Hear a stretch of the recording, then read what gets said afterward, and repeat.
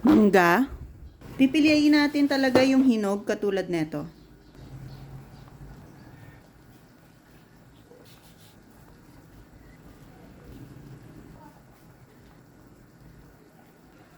Okay na to. Tayurin natin ng mangga.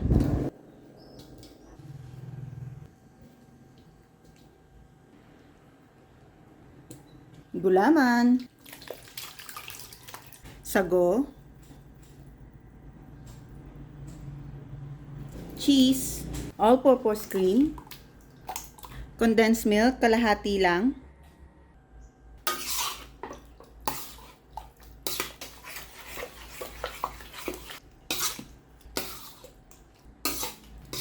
So, tinikman ko at nakukulangan pa ako sa cream kasi napasobrang dami yung ating sago.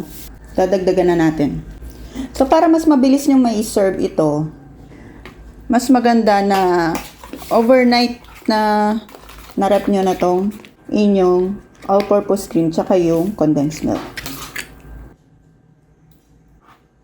Kayo nang bahala mag-adjust sa tamis, ha.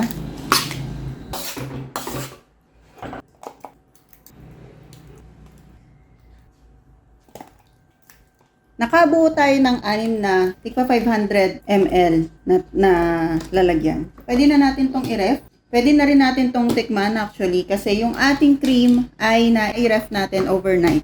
Tara, tikman na natin.